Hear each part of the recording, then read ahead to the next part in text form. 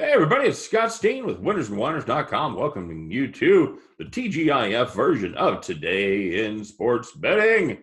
And we're excited. We've got a big weekend in the combat sports coming up.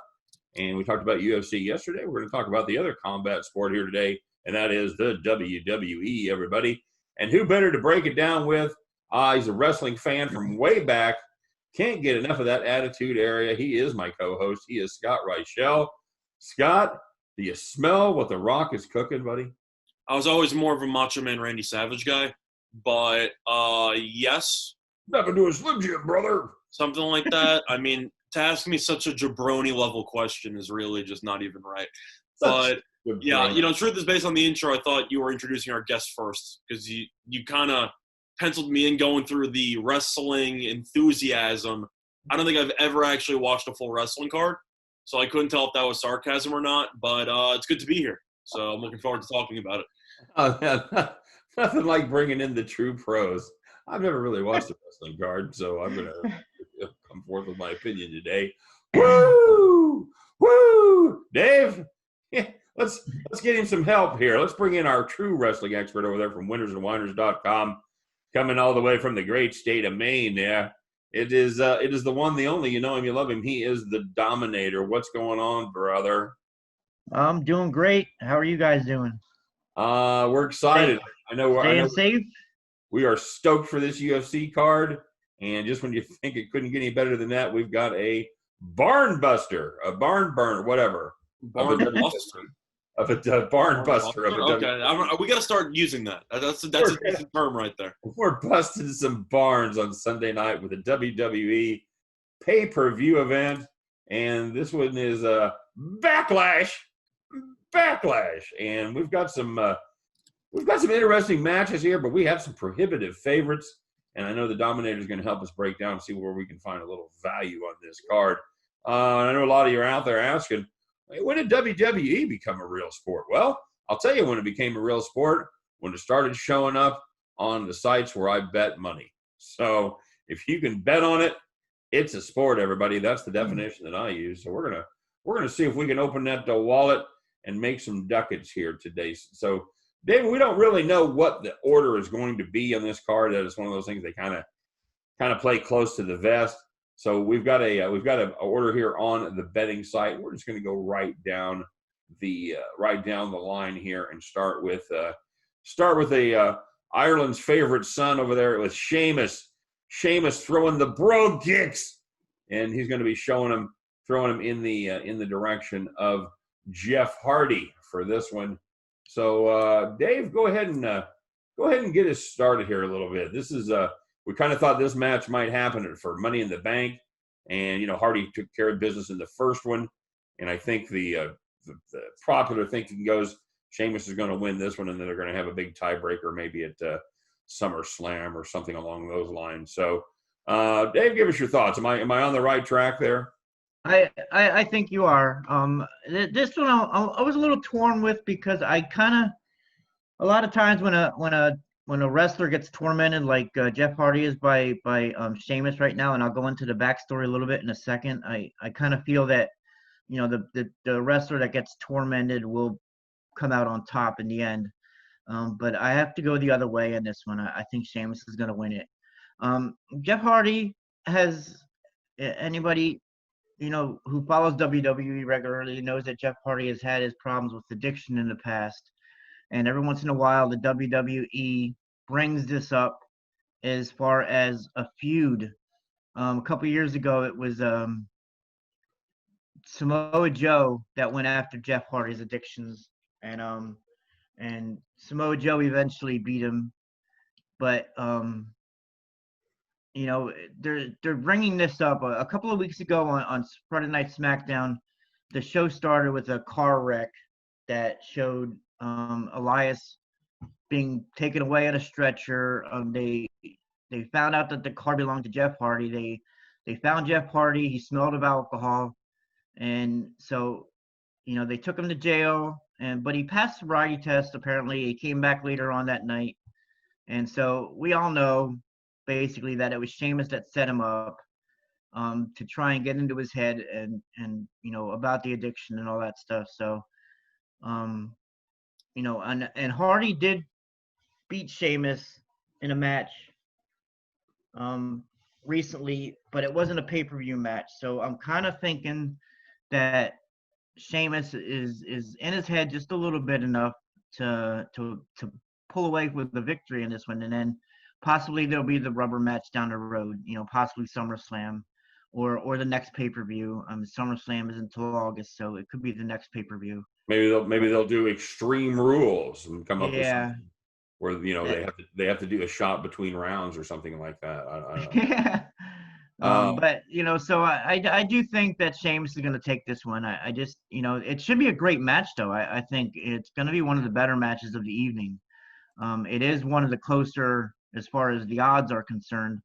But I so wanted to take Jeff Hardy, but I just, you know, after reading some more and doing some more digging, I just kind of feel that it's going to be Sheamus that takes the victory tonight or Sunday night. And on a side note, they do have a skip plan tonight on SmackDown where Sheamus is going to come out and demand a urine test from Hardy because he doesn't want to face a junkie.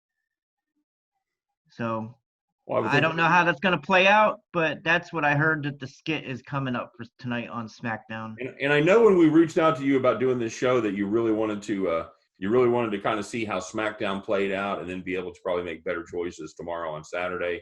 But we had our NASCAR show booked for tomorrow, so I do want to let everybody know that Dave is sort of flying blind on some of these matches because a lot of things will be a little more explained, and some things I'm sure will come to light on tonight's SmackDown. So we just want everybody to know that. So if something happens that would tilt this match one way or the other tonight, we're not holding you personally responsible, Dave. So that's I know they firm up a lot of the storylines on SmackDown, kind of a way to get extra people to watch the SmackDown on Friday night, especially with the odds of not there. The viewership has not been good on SmackDown lately, so hopefully they can build a little momentum and build some customers with tonight's SmackDown matches. And just in case you were looking to make a play on this, we've currently got Sheamus at -150 and Jeff Hardy at +110. Scott, Jeff Hardy can beat everything but Jack Daniels and Sheamus. Do you see this one going to a rubber match here later this year? You think Sheamus takes this one down? For me, I do. I actually took a screenshot of all the odds roughly, say 12 hours ago, give or take, just for comparison. And Sheamus was actually -130. I know that originally when the lines opened up, they were roughly even. So you have seen a little bit of steady money coming in on Sheamus. I don't really know how much money it takes to actually shift any of these lines. It really depends on the book itself. But I think the fact that Sheamus already lost the first meeting, the fact that you could have a rubber match at SummerSlam, as you said before, and the fact that money's come in on Sheamus, despite how ridiculous I think the actual storyline is for this fight, I'm going to take Sheamus here. I think you probably should end up seeing a third fight between the two of them.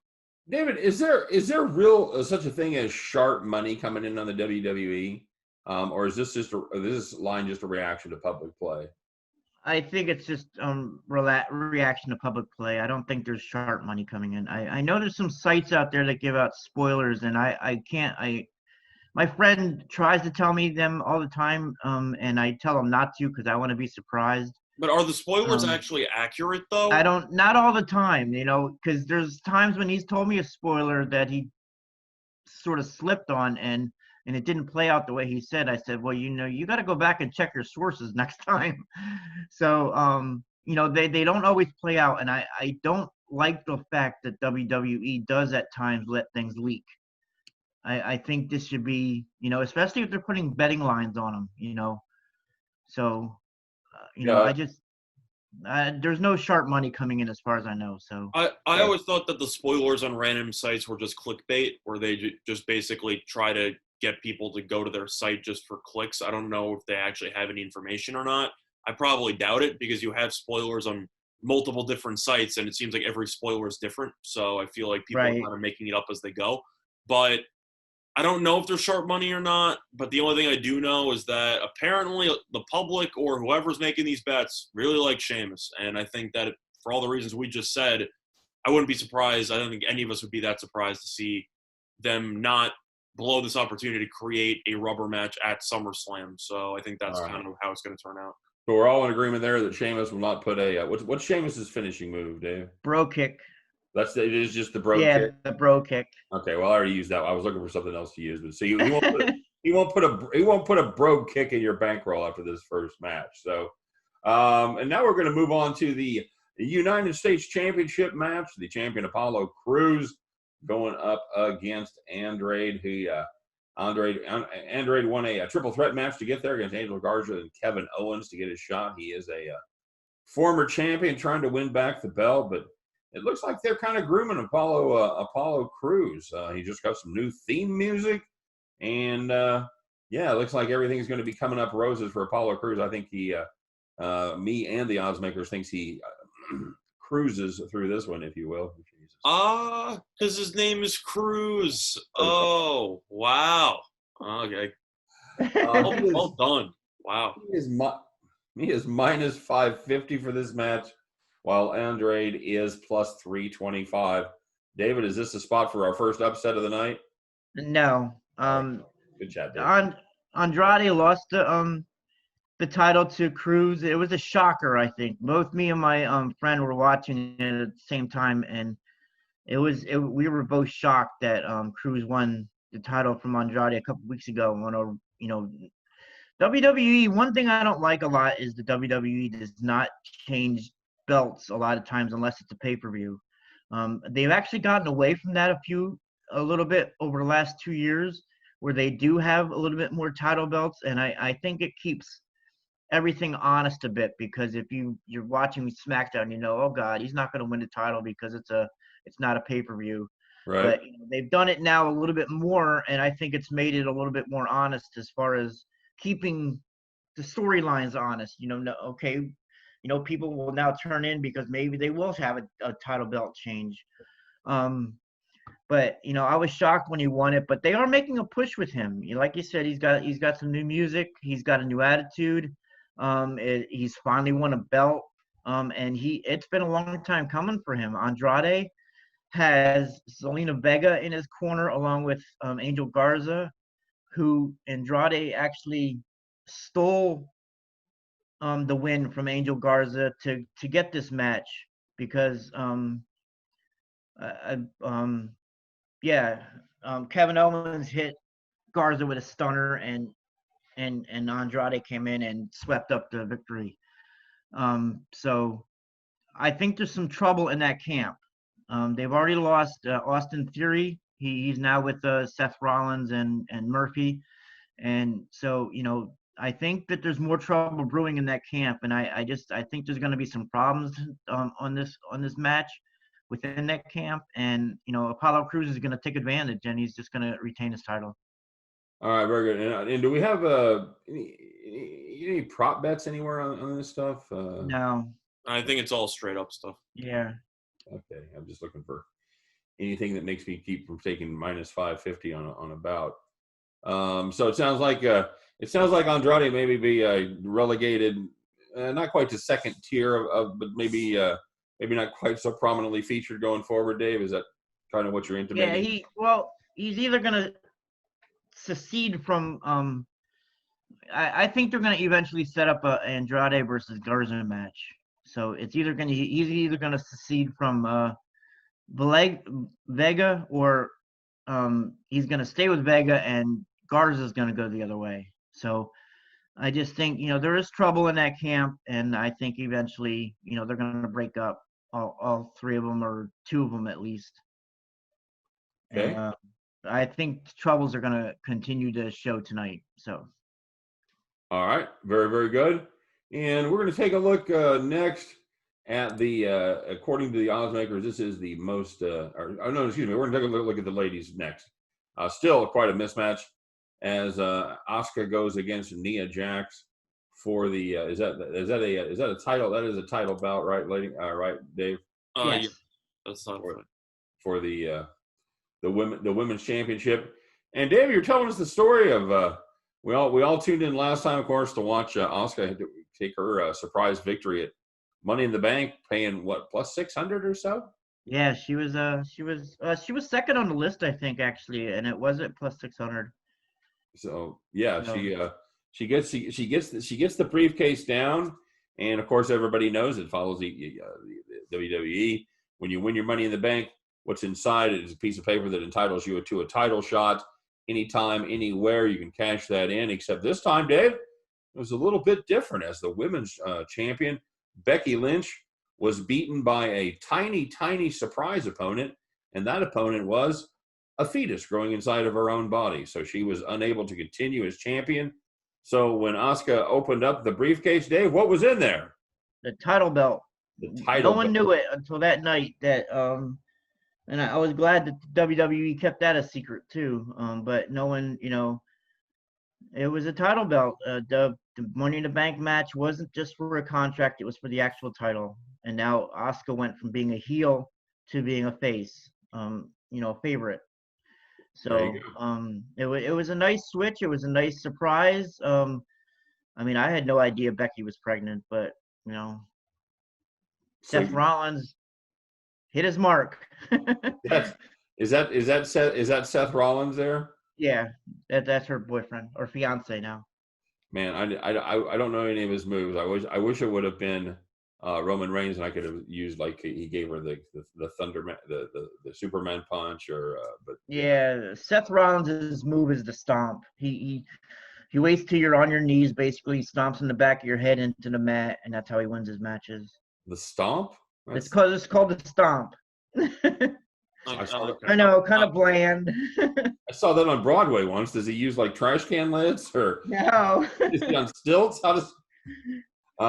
Okay, so that's boring. I'm going to give you the stomp.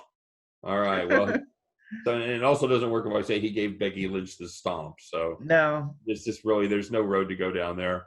So they're what the powers that be seem to think here, or the powers that set these lines, is that Asuka's going to be able to defend that title at least one time, and Nia Jax will not be the person to relieve her of that belt. Is that kind of the same way you think you're thinking? Yeah. Is it look like this is going to be? Is it look like this is going to come down to a match between Asuka and Shayna Baszler at some point down the road, maybe SummerSlam? I'm not so sure about that either. Asuka at one point had a very long winning streak between WWE and NXT, the main roster and NXT. She was a champion for a very long time. She is one of the longest title holders ever between both brands, and that came to an end at one of the WrestleManias by Charlotte Flair. Okay. Charlotte Flair this past Sunday was NXT's pay-per-view, and Charlotte Flair lost her belt in a triple threat match. Charlotte Flair will now be more back with the main roster, and I have a feeling that they're eventually setting up Charlotte Flair versus Asuka down the road. I do not understand how this works. So you lose a title belt at the lower level, and then you get promoted back up to the big show. Well, she won the Royal Rumble, and so with the Royal Rumble, she had a choice to choose any champion she wants to choose, and so they put her in NXT for a time being.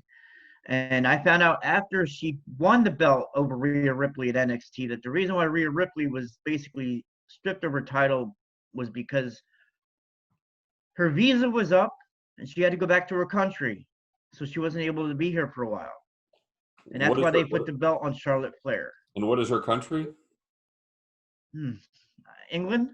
Okay. I mean, it sounded rather Anglo, and I didn't know where she was headed back to. So. I think it was England. Because she came over from the UK, basically. She came over from the UK, and she was a champion in the UK at one point. So, following the footsteps of Paige, is she working in the Norwich circuit up there, Dave? Yeah, I think so. But so I have a feeling that they're setting up Charlotte Flair versus Asuka down the road. Baszler has not been seen for a little while, and I'm not exactly sure why. I haven't been able to find out the real reason why just yet. I know there was times when Vince wasn't excited with the way she was wrestling. So, Okay. up here in the main roster. So I don't know if she's going to go back down to NXT or they're just phasing her out for a little while. But we have not seen her since WrestleMania. So. All right. So now let's talk about the most lopsided match of the evening, according to the oddsmaker. By the way, Scott, do you have any thought on the ladies there? For me, just based on how everything's gone lately, I have to go with the favorite as well. I don't see the point in doing something unique and handing over the belt in the Money in the Bank match just for the person you gave it to lose immediately. That doesn't really seem like a very good business idea. It seems like they're trying to build her up for some type of huge fight, whether it's going to be against Flair or somebody else in the future. So for me, I don't exactly think Nia Jax, of all people, is going to be the one to dethrone her. So yeah, I'm going to go with the favorite there. All right, very good.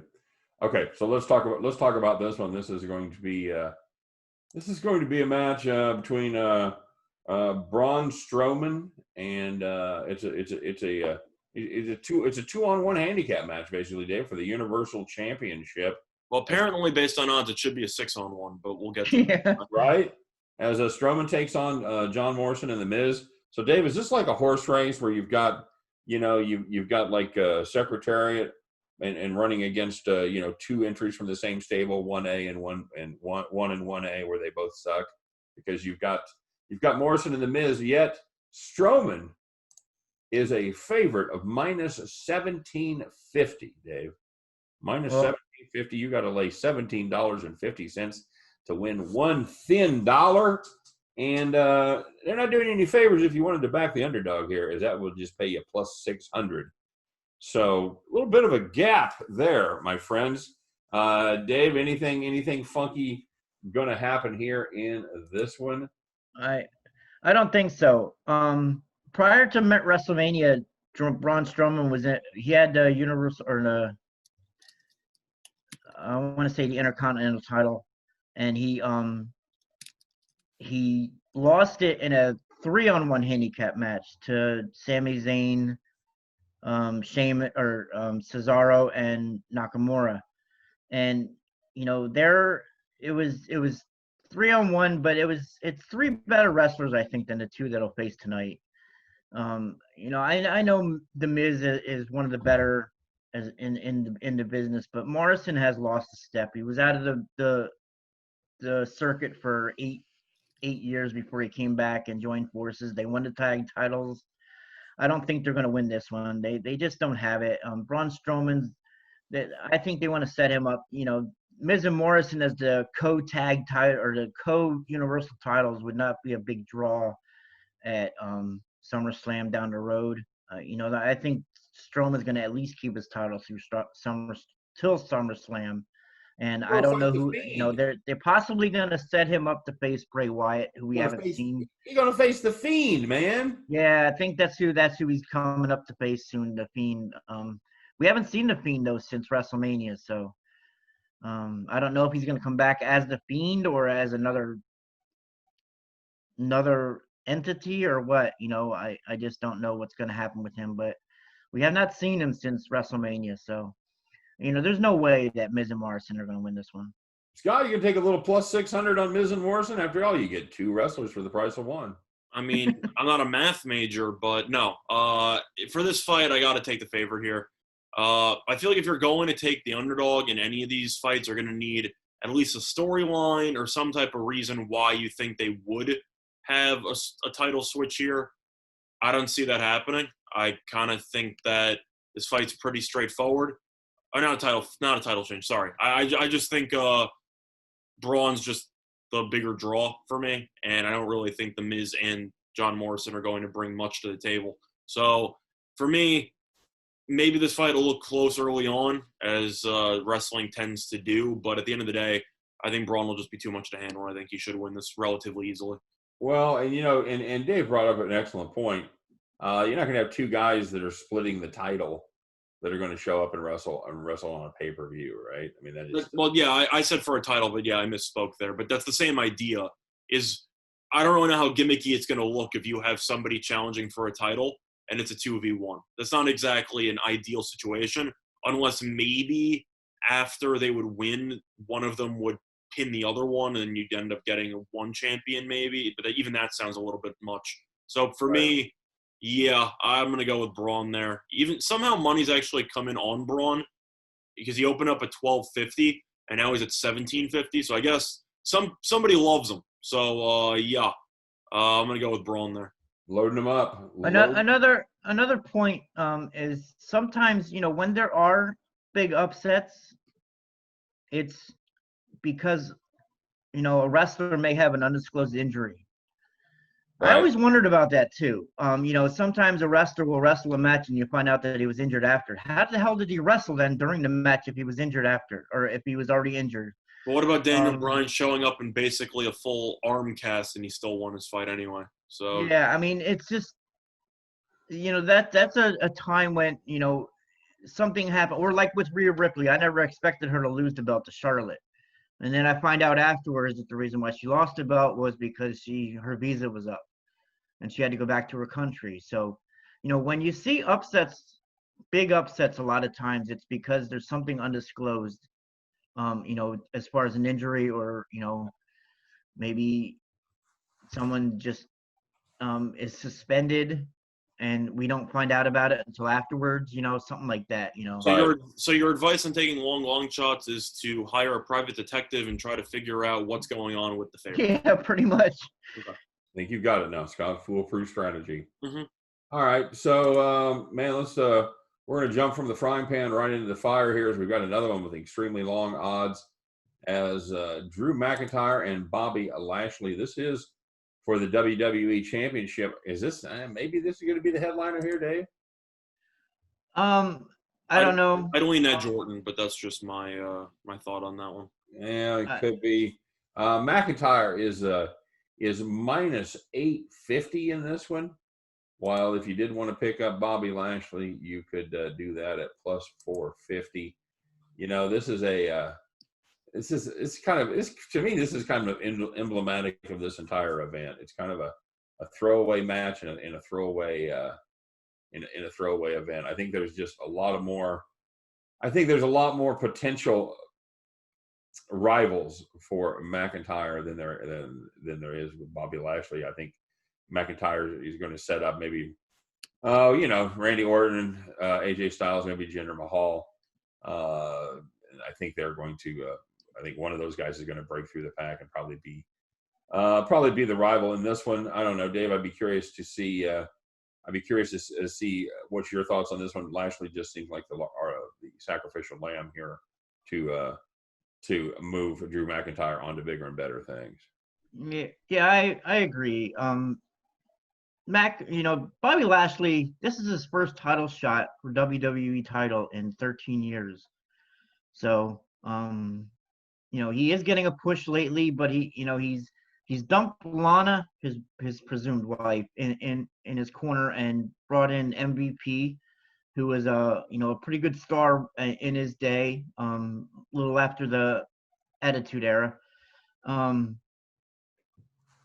But so MVP has coached him and MVP has got him a title shot and MVP will be in his corner. So you always have to worry about that factor because he's going to get involved somehow when the ref's back is turned. But Drew McIntyre is not going to lose this match. He's got one of the few that may be more powerful than Bobby Lashley on the entire roster. Lashley is strong. He's broke out a new finishing move, which is the full Nelson. And you did put Drew in the full Nelson a couple of weeks ago, but it's just I just can't see him winning this match. Drew's got some bigger matches coming down the road that'll be more of a better draw. And as you said, this is kind of I'm excited for all pay-per-view events, but this one is just, it seems like it's a throwaway event. Some more than others is what you're saying. Yeah. Now, when he puts him in the full Nelson, does he finish it off going ha ha? No. Okay. All right, that's just me. I know the full Nelson is an old time wrestling move. That's yeah, that is. Scott, you ever had your dad put you in a full Nelson just to see what it feels like? No, but I know what it is. Yeah. So it's been around for that long. I actually know what that wrestling move is. I'm always more of a power bomb guy or more of a tombstone guy if I had the choice. But overall, yeah, I agree with what Dave said. This match, looking into it, it doesn't really look like that Lashley might have even deserved this title shot. I know that you said that he was champion a while ago or he had a title fight a while back and then they just randomly threw him in here. It seems like he's kind of just filler material and McIntyre's just going to destroy him and then they're just going to figure out something else to do with Lashley. So for me, yeah, I think it's going to be pretty straightforward and I think McIntyre should win. So for me, I think the bold call, I'm taking the minus 850 favorite. It's killing me. I'm gonna make you each take a underdog before we're That done. works for me. I mean, I was actually going to say the same thing, but in reality, I think if McIntyre is going to lose the belt, Lashley's not the guy who's going to take it. How do you feel about that? Yeah, and you say, Dave, did you say that was Lashley's first title shot in like 13 years? Yeah. He had left the WWE for a little while, and then he came back. But, yeah, it's his first title shot in 13 years. So really, it's an honor just to be nominated at this point. Pretty much. So, all right, okay. So this is a feel-good story all the way around, even if he doesn't win. So, all right, let's take a look at what could be the main event. At this point we don't know. It is this is a non-title bout between just a straight-up wrestling match. I mean, how is it not the headliner if it's the greatest wrestling match of all time, right? That's what I think. I think this will be the main event match. So it is Edge versus Randy Orton. And like I told you guys before this started, I would have been a lot more excited about this match about, 18 years ago or so? I don't know how long has Randy Orton been around? 2005 or so? Yeah, he's been around a long time. He's been around for a while. And Edge has been around since the 90s? Yeah. Sounds about right.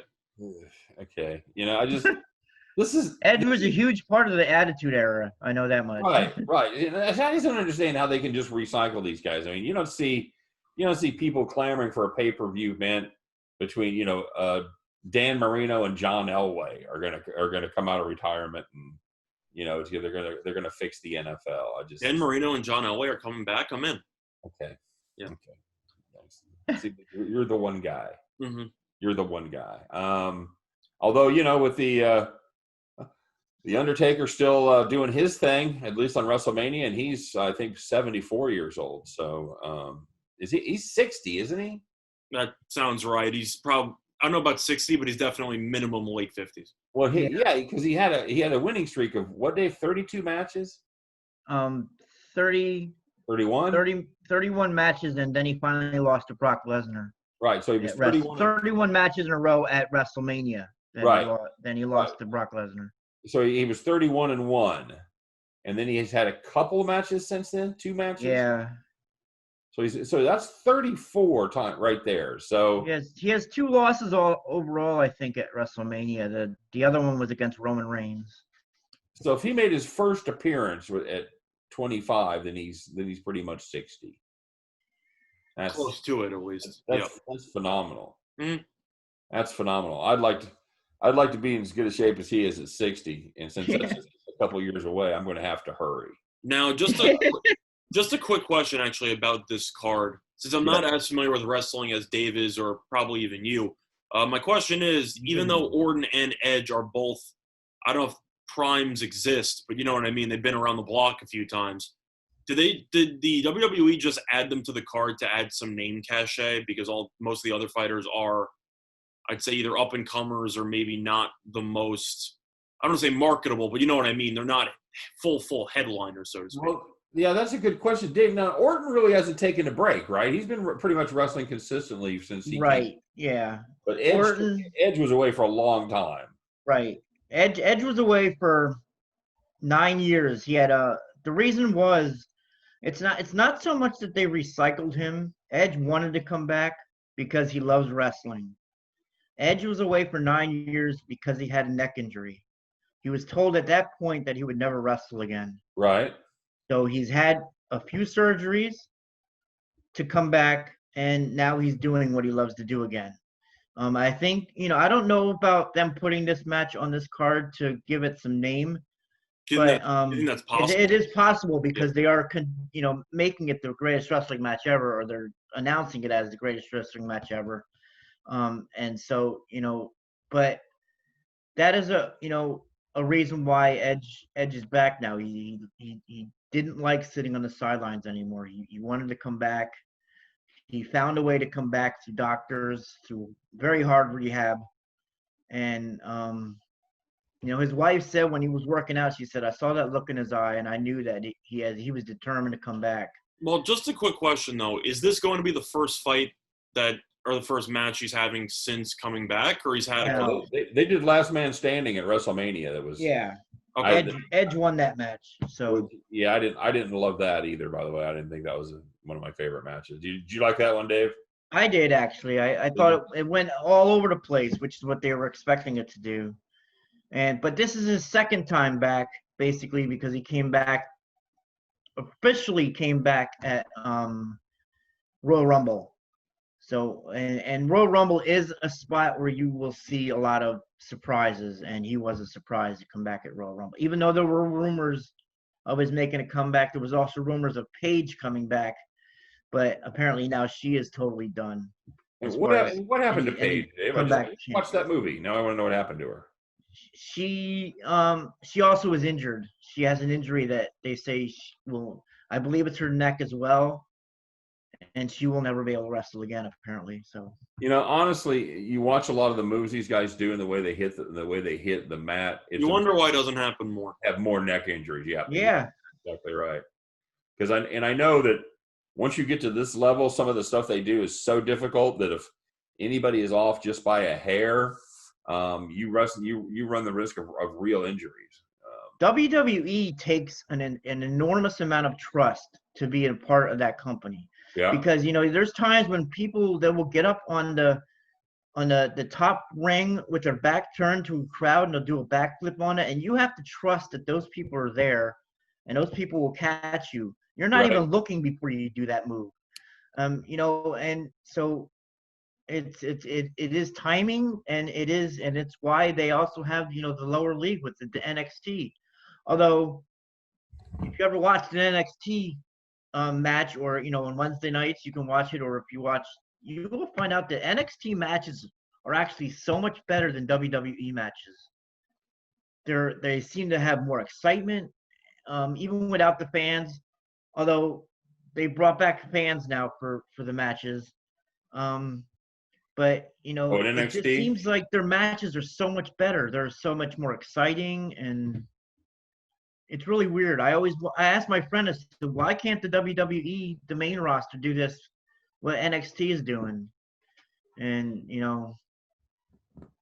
I also found out that NXT wrestlers, they get paid. Their room and board is paid, whereas WWE wrestlers are not. So they get like a per diem? Yeah, something like that. So NXT has live fans right now? Well, what they did was they for both NXT and WWE, they started using the wrestlers from the Performance Center, the people who are trying to get into the company. Right. Are now, as far as around the ring, to make some noise, a little, there's not many of them, maybe 50 altogether, but there are some people and they're behind plexiglass, which sometimes doesn't work when you throw a wrestler through it, like they did last week on Monday.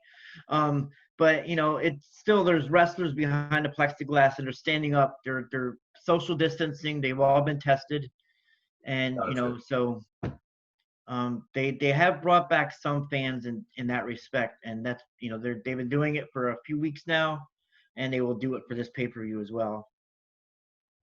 All right, very good. Now, as far as the match, I expect Orton to win this match.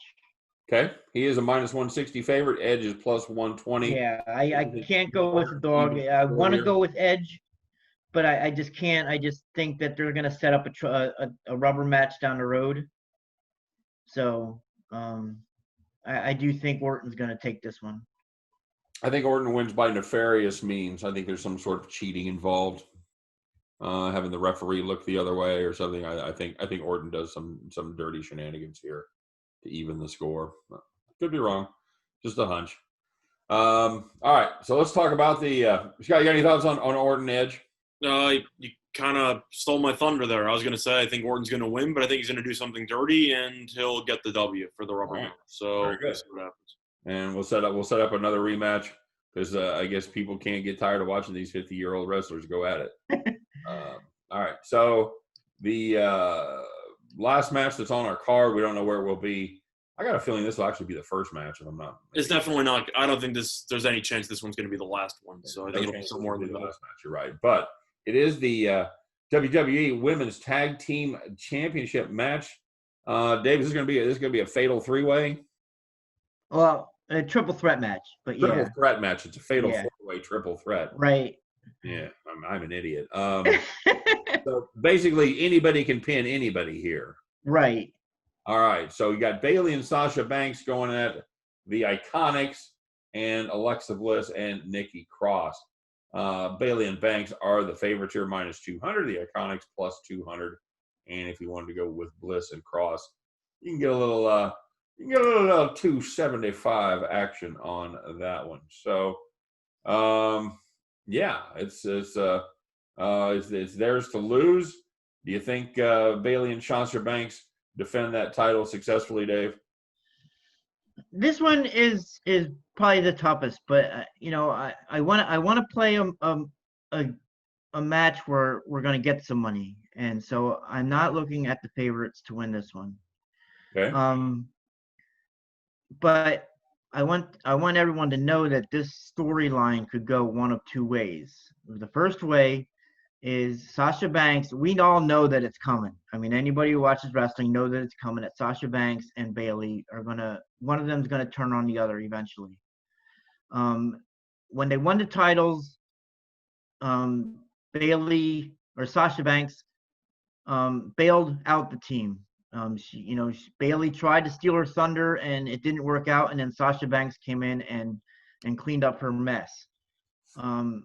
So I expect that, like I said, one of two things are going to happen. Either this is where they're going to implode, or they're going to retain the titles and build up the storyline as far as them, down the road sometime, imploding. I think it's going to happen this one. I think that this is where they're going to implode. I think that they're going to have miscommunications all over the place. And I'm going with the Iconics. Okay. I can't see Alexa Bliss and Nikki Cross winning back their belts, who they lost from Sasha and Bayley. So I have a feeling there's going to be trouble in that camp, the Sasha and Bayley's camp, and I think that the Iconics are going to walk away with the titles in this one. I mean, good Lord, they've been teasing this conflict for about 2 years now, right? I know. Between Bayley and Banks, so it has to come to a head at some point. Why not tomorrow night, or why not Sunday night? As the Iconics sneak in there, and Iconics, nice price on them. You can double your money basically, plus 200. Scott, do you like the Iconics? It sounds like one of those '60s bands, like Bet You By Golly Wow or something like that. But it's not. It's a female wrestling team. Scott, who do you like in this one? We're all on the same page here. I also like the Iconics here. Main reason why, I looked at the lines, and I've been tracking some line movement on it. Bayley originally opened up at minus 175. Bliss and Cross were actually second at plus 200, and the Iconics were third at plus 250. And now the Iconics are currently the second favorites in this fight. And it's been pretty interesting because Bayley's been a bigger favorite, and Bliss and Cross have completely plummeted. So it seems like Bliss and Cross are kind of a lost cause for this fight. And I think if you're going to try to go for an underdog in a relatively large favorite card, I think the Iconics is definitely worth a shot, especially with all the potential build-up with turmoil that's been developing for, it feels like 9 years. So we'll see what happens. And I'd say most likely, Dave, book this one sooner rather than later. Yeah, I feel that Bayley versus Banks would be a huge draw at SummerSlam. So I have a feeling that's where they're headed. Nice.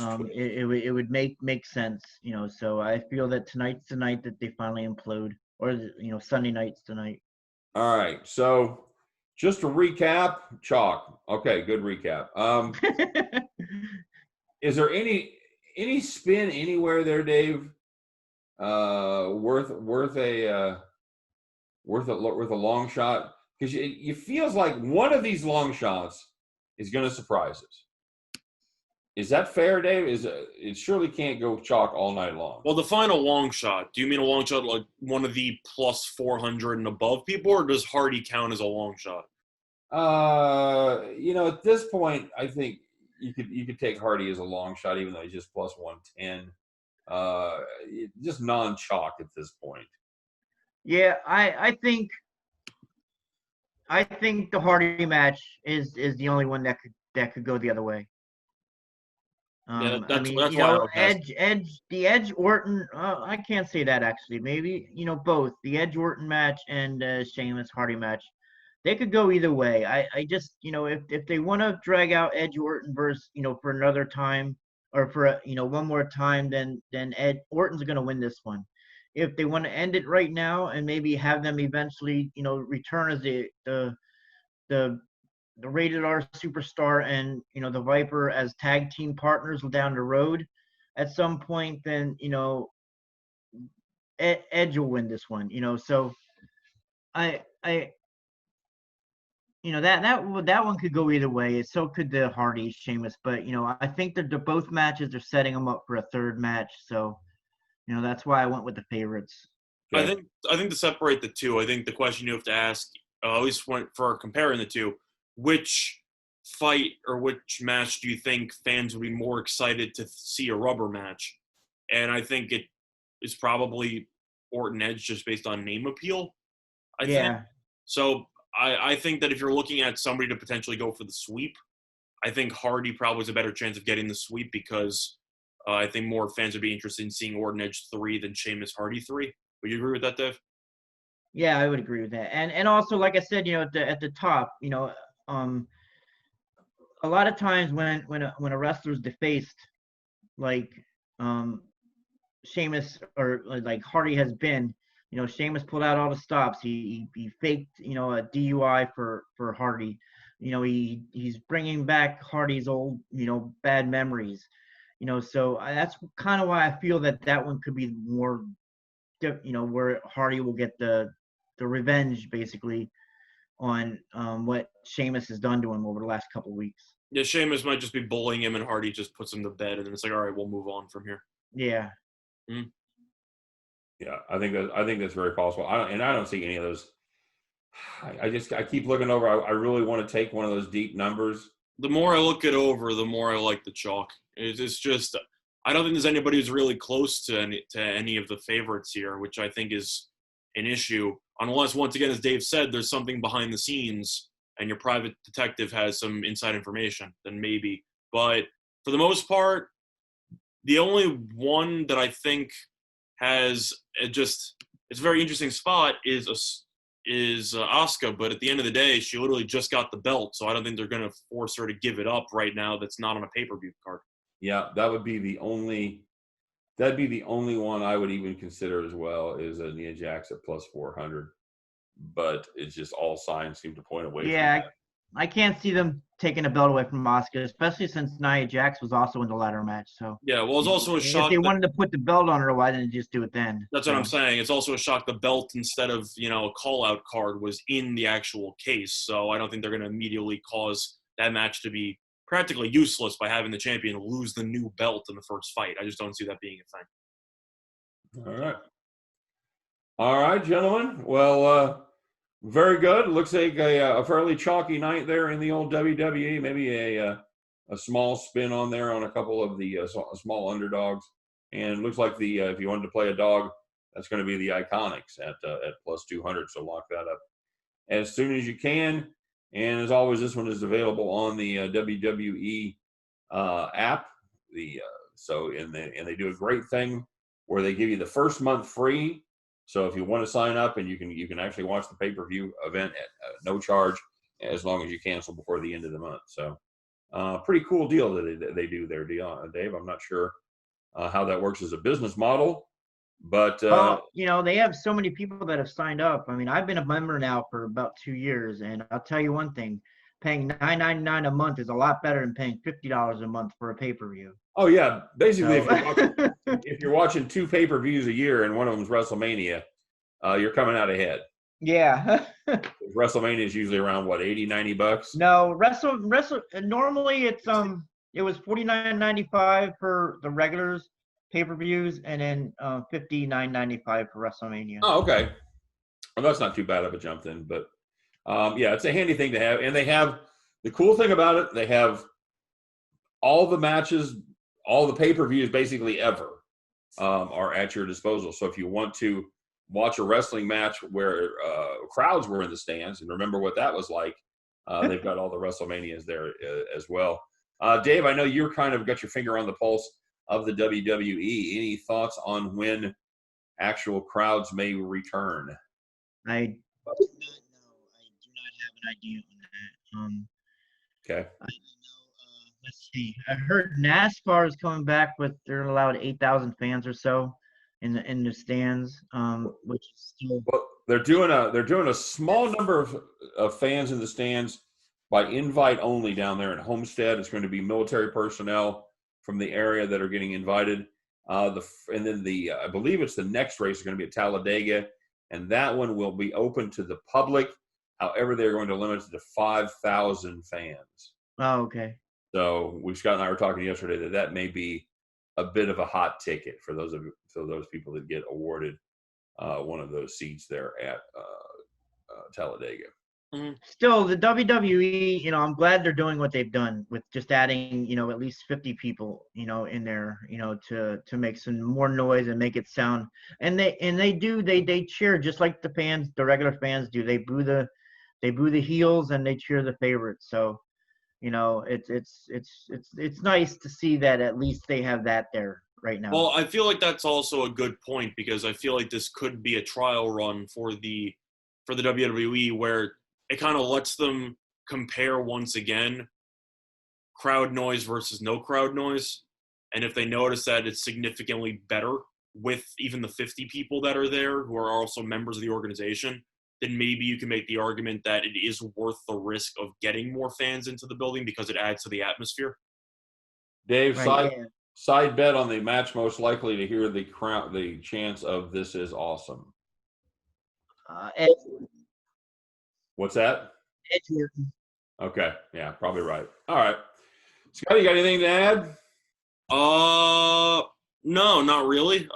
Been watching mostly golf for the last couple of days. It's been entertaining. We're in the middle of round 2 now, and the UFC's had some interesting stuff that we talked about before we went on the air, where Ray Borg ended up dropping out, so that fight's off the card, and then the Vettori Roberson fight. Roberson weighed 5 pounds over, so I don't even know if that fight's going to happen now. So the whole card is, I can't say it's in shambles because it's going to happen. It never really looked good to begin with, but it somehow got worse. So we took a mediocre card and made it worse. Basically. All on my birthday, so we'll see how that works out. Happy birthday to you. Well, you can tell me that tomorrow, but thank you. I'll be happy. Happy birthday. Thank you. Thank you, Dave. All right. Well, guys, thanks very much for doing it. Dave, always a pleasure to have you on. We appreciate your insights into the WWE. Just one more thing. They can look for my write up tomorrow morning at Winners and Winers on the full match card. There you go. So Dave's gonna give his full in-depth thoughts on every match on the card, and that will be incorporating what happens tonight in Friday night SmackDown. Yeah. Okay. Raw's on Monday, right? Right. Okay. There you go. So it could be some last-minute adjustments based on what happens on SmackDown. So make sure you check out winnersandwiners.com tomorrow morning for all of the last-minute thoughts. And that piece will be up there all weekend. So you can definitely digest it and plan accordingly as far as your Sunday night goes. And we'll be back tomorrow to talk a little bit about NASCAR, about that race down there in Miami Homestead. You're going to have, like I said, a few people in the crowd. That should be fun. And we'll be back to talk about that with Winning Willie, who Scott and I finally put a little dent in his lead in the Winners and Winers Cup. So we'll be there tomorrow to rub that in. All right. So happy Friday, everybody. You made it through the week. Congratulations. I hope it's a short day for all of you, and you can get yourself just right into the weekend. We got some golf. We got NASCAR. We got UFC. Got some fun. We got horse racing going on. We're going to probably talk to our buddy Curtis over there at Racing Dudes next week and talk a little horse racing as well. But we got a big week chock full of fun next week as always. We'll be back tomorrow to talk NASCAR, and I hope you guys can all join us. Once again, don't forget to check out winnersandwhiners.com, and not just for WWE content, for content, horse racing, NASCAR, all the sports that are currently going on. Don't forget to stop by there and check that out before you place any wagers at all right? I am Scott Steen. As always, he is Scott Reichel. He is the Dominator, and we appreciate both of these guys being here today to join the show. We appreciate you stopping by. As always, don't forget to drop us a comment. Let us know you're out there. Have a great Friday. Have a great weekend. We'll be back tomorrow. We'll see you then. But until then, you guys take care. Be safe. Bye-bye.